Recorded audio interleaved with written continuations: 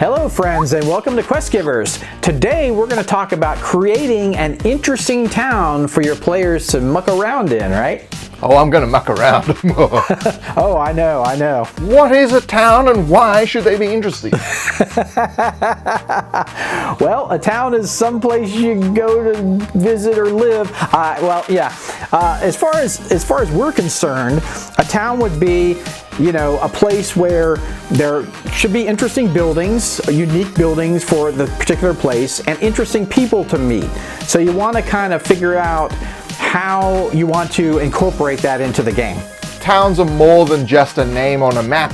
They are filled with people and filled with buildings. So the focus really on an interesting town is how do you make interesting people and how do you make interesting buildings that these interesting people live in. That's like the crux of what we're getting to here. We've done videos on creating memorable and interesting NPCs, but how do we incorporate that into a town and like have the interaction of NPCs? If you're looking for adventure, grab the modules each month to support the channel and play the campaign with your gaming group. You're sure to get hooked on adventure. If you enjoy these videos, why not check out our modules on questgivers.com. We also have other things like how to create your own campaigns and other helpful RPG tools, as well as miniatures and NPCs. That helps to fund making these videos and invite our live studio audience to come and jibber jabber with us. Think a little bit more about the town. So think about kind of the theme that you want to convey in the town, right? So if you want kind of a dreary town, or you want a happy town, or you want a town that has a certain economic thing that they do, you're going to want to convey that. So if you have a dreary town, for example, and you have a character who's skipping through the town singing songs, it's like the players are gonna be like drawn to that character because like what are these other people look so miserable? Why is she happy? So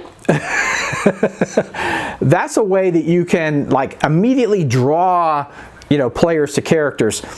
In our first module, Death and Taxes, I love the boy who comes up and tries to engage with the players, and I've always seen the players engage with him because he's just fun, and he really wants to be. He's just tripping over himself to be helpful for the characters, and he talks about the town. He's a great source of relaying what the town is about through a child's eyes. I love that. And so instead of like as a game master, you're just reading off, here's what you see, these blah blah blah, this and this is how the town works, and this is how the town works. They're learning it all through this child, and it makes it so much more interesting, I feel. So those kind of characters really give a certain flavor, to a place, to a town, and bring it to life, I think, for the characters. Yeah, and in Thief we have Scratch the dog. So you get it from the stray dog in town's perspective. So, it's a fun little element. If you're able to commune with animals, you get more of what the dog's doing, but the dog just basically communicates through body language. And so, if you can't commune with animals, it's just like a fun little humorous thing that continues through this whole adventure. But if you can commune with animals, then you get all the fun stuff that the dog's trying to tell you. So, there we've taken the idea of the interesting people and even put it into the animals in the town and what the animals think about the people and what the people think about each other.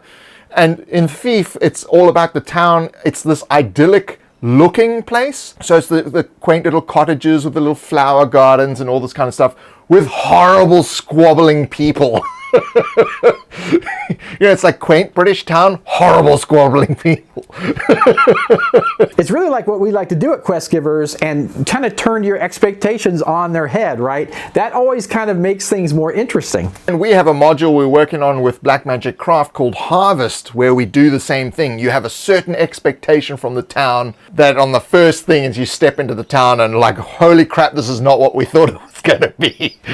Subverting expectation. Think about the town is actually a character, and how do you make this character interesting? And then the personality and the skills of the character are individual people in the town.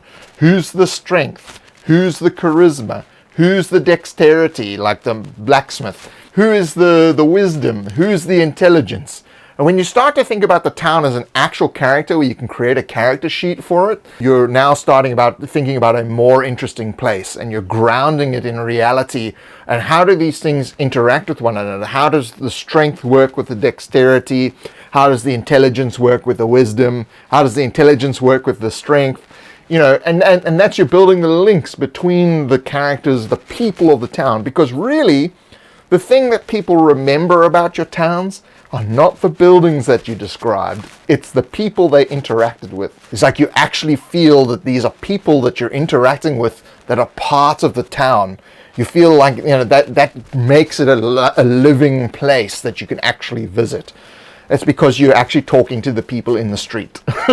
Tell me about the first town you guys ever designed. Oh. I want to hear it. Take it away, Gareth. To be honest, and I'm being really honest here, it was really bad because the players just wanted to leave. I was thinking about it more as a place, you know, when you play a board game like Descent or whatever, and it's like the town is just a place for you to buy crap. That's what it was. And so people couldn't wait to leave town to get to the adventure. While there's absolutely nothing wrong with that, you know, I just feel that the game should be every aspect of the game, the town, the dungeon, the travel from the town to the dungeon, everything should be dripping with adventure, and really be part of the story. If it's not part of the story, kind of just skip over it.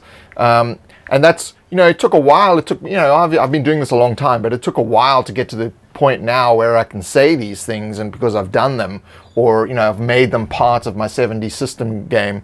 Yeah, me too. You know, it was just loot. Like, oh, let's take the loot back to the town. It didn't really have much flavor or anything. It was just, you know, I don't even know if I named them merchants or anything. But, you know, I started, you know, really early. I was like 18, you know, so, and D&D was a new thing and all that kind of thing. So, you know, now that I've matured and understand, you know, drawing the story, drawing the characters in, yeah, what Gareth says is absolutely right. Have the town dripping with hooks. Have the town dripping with, you know, adventure and interesting things, and make the players want to help these players. You know, I had a character who I was talking about where they created in the previous video where they created a museum.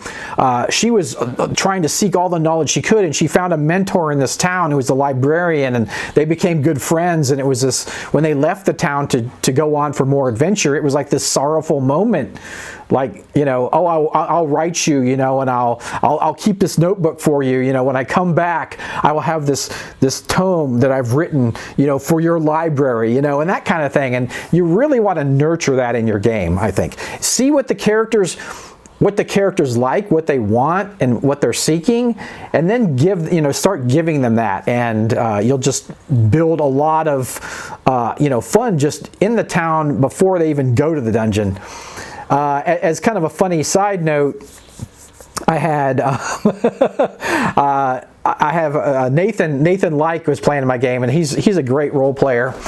So he was playing a bard, and just this really foofy bard, and he's like a ladies' man. So I just have all the NPCs fall, you know, they're just falling all over him. He doesn't even have to roll anything; they just immediately fall in love with him. So he had a little scene where he was in bed with a couple of ladies, and she was like, oh, you know, his name was Lamp. She's like, Lamp, will you go rescue my brother, you know, at this castle? And he's like, oh, of course I will. And then the other woman's like, oh, Lamp, will you rescue my husband from this castle?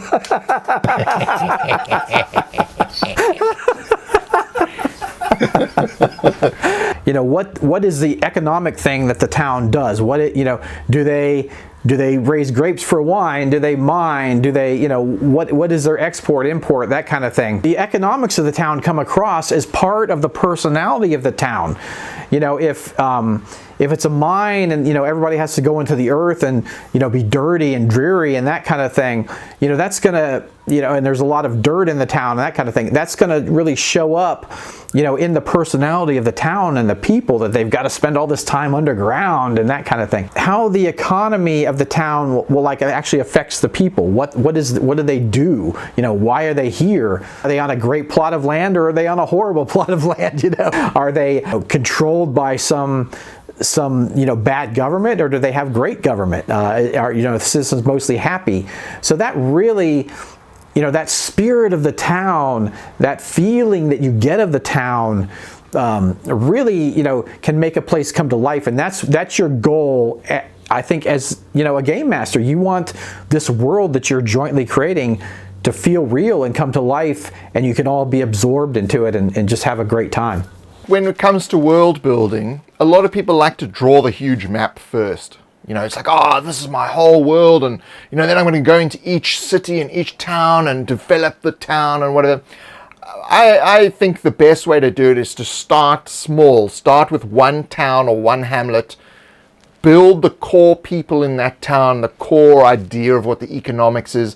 What's the politics of the town? How's the political structure happening? What's going on in here? If it's got more than one ecosystem, they're winemaking and mining. How does that conflict happen in the town? When you can create a rich single town rather than a large open world map, your story will be more interesting, because a large open world map, people want to, there's an interesting looking town in the mountains called Morador. Let's go to Morador. It's like, oh shit, I haven't actually made Morador yet, but okay, whereas if the town that they're in is more interesting, they're not going to go to the world map and go, let's go to somewhere that's more interesting. They want to stick around in town. So rather start your map with, this is the town and here's like where the things are around town. Here's the dangerous cave, the bottomless gorge, the troll hideout. These are the things that are around the small little town, and they get to know you could play your entire campaign without actually leaving the first village. It is possible. You don't actually need a giant world to do it. We do in the North Road, we obviously have different towns, but you're traveling along this road and there's no real desire. We don't talk about the wider world because we expect you to place it into your existing world. So, you kind of like, that's all you're going to know. So you'll just stick to this one road that takes you through the thread of the whole story. So that's really the idea behind all these 12 modules, is getting you like along each point, and each thing is more interesting or different and fun in a different way. Each module has a different theme and sort of way that it works. We're practicing what we preach in these sort of videos and actually thinking about these things when we do that. How do you guys rank? I mean, this is one thing whenever you're doing any sort of world building or town building or whatever, is how do you rein yourselves in? Because that's what I always have an issue with, is reining myself in. I get enthusiastic and I just keep going and going and going and detailing. And I think the way is to have some ideas, like have a few ideas that you've fleshed out, and then let the players add to that. Yeah. I actually believe that you shouldn't stop, but use the other ideas somewhere else. So you've got like this bucket of ideas. You like, I've got to have the goblins that burp fireballs. We talked about, I must have that in a campaign at some point. So you've got a list of like, okay, now's the perfect time to have goblins that burp fireballs. Because if you go, oh no, that won't work here, and you kind of throw it away, that's really gold. But it's the wrong place to use it. Where most people may falter is not recognizing when something is to be put into the main bucket and has to be kept in the specific thing that you're talking about.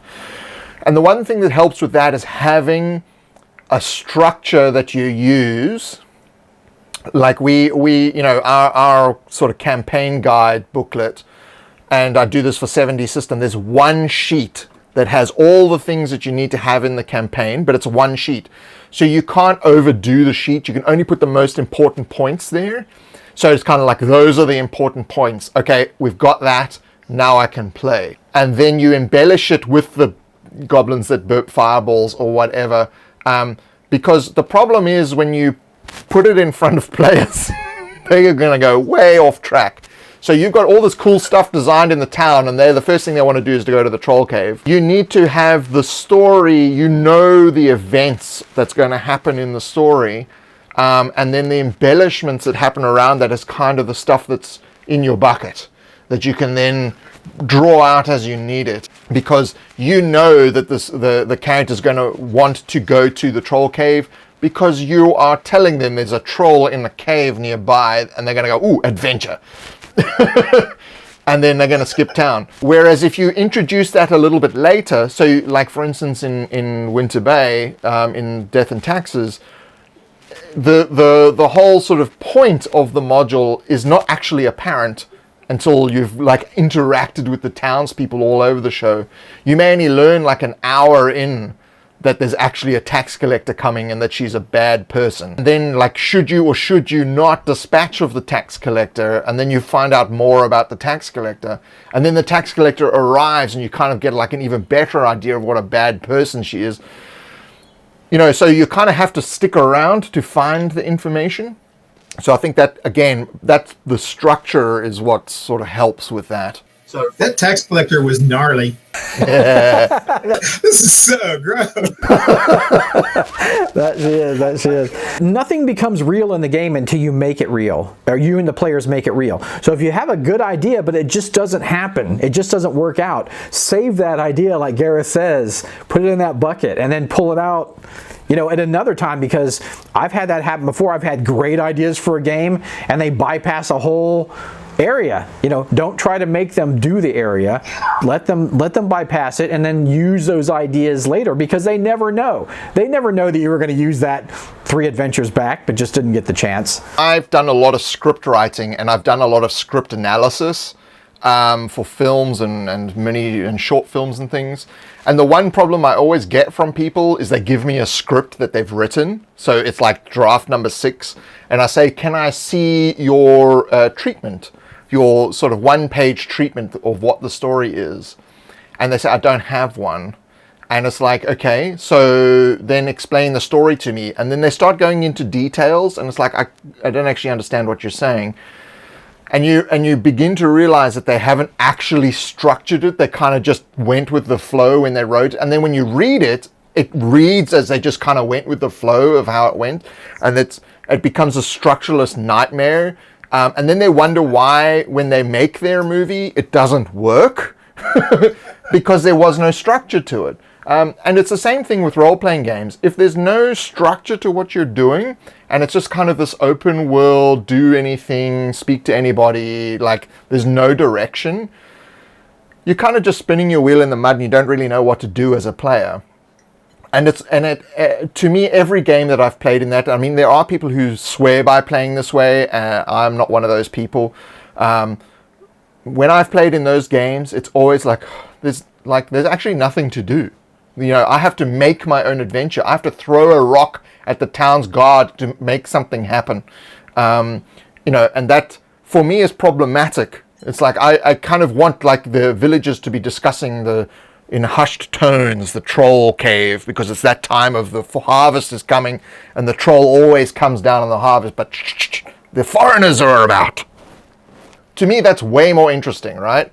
It's like, yes, railroading, but it's like, you know, as a player, I'm like, okay, excuse me, town person, I'm not going to interject myself into this adventure. That's where my player agency comes in. I buy them a few beers, or I pour a beer over the guy's head, and we start a fight. And in the middle of the fight, I'm asking him questions. You know, like this is the dynamics of the game. How you extract information from people and doing kind of, you know, that's what the players do.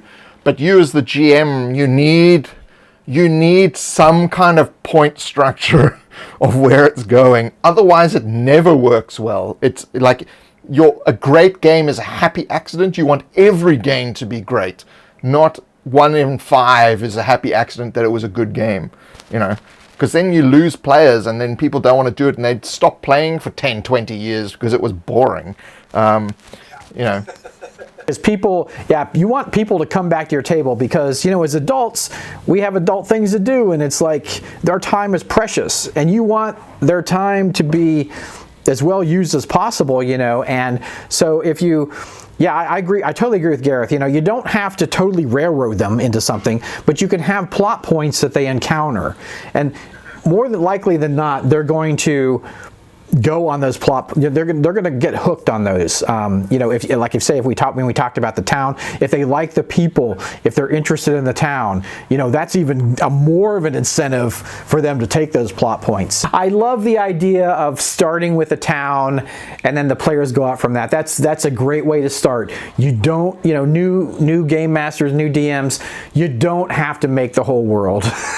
Just make the town, and like Gareth says, they may never leave the town. They may be so interested in the town, you know, that they just want to stay there and help these people with all the things that are around.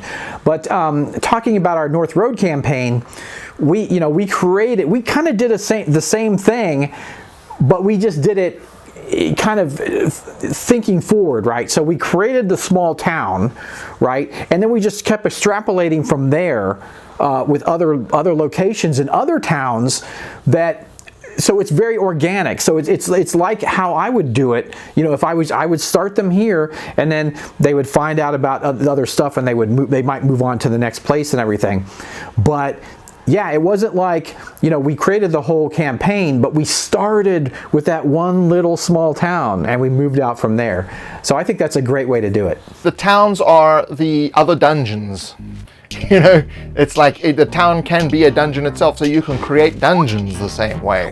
You know, what are the politics in the dungeon that they're invading? And so, you know, you can make your actual campaign venues, the troll cave, can be made more interesting in the same way. But that's for another video. So we'll see you next Friday. Thank you for joining us. See you guys. Thanks so much for joining us. See you next time.